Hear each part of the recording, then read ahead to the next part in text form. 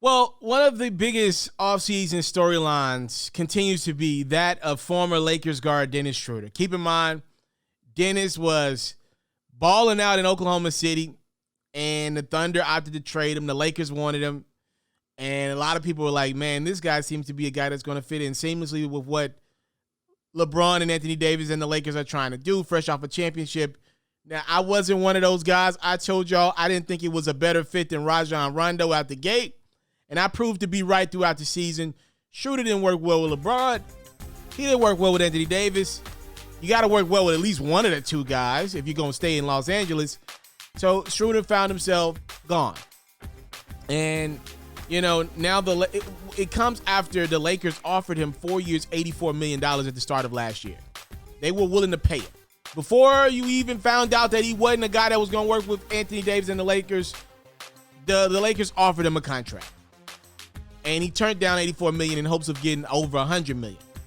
Well, the Lakers were disappointed, and here we are.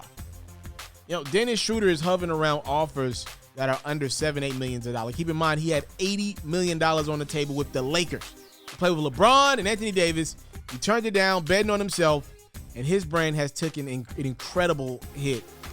I mean, the Boston Celtics are offering Dennis Schroder the 5.9 taxpayers mid-level exception right now, which obviously to me or you, that's really great money. But when you had $84 million on the table, like I told y'all in my previous video about Schroder, somebody's getting fired. I pay my management, my agents to make good decisions in regards to my money, and I pay y'all to talk me out of making bad decisions about my money, and y'all didn't do that. So with that being said, somebody's got to go. You know, I lose out on that type of money. I only can get a 1-year deal. Like, I'm in a bad spot right now because of somebody. Maybe it's me, maybe it's my agent. At the end of the day, I pay y'all to get this thing right. I'm firing everybody. Apparently, Schroder's trying to get the Celtics to commit to him more to that $9 million mid-level exception offer versus the $5.9 million taxpayers exception offer that they're willing to give him. And if I'm Boston, it's like, no, you better be lucky we're interested in you and all. If we don't sign you, you might have to take the veterans minimum. We're probably doing you a solid one, giving you 5.9. If we don't sign you, who else?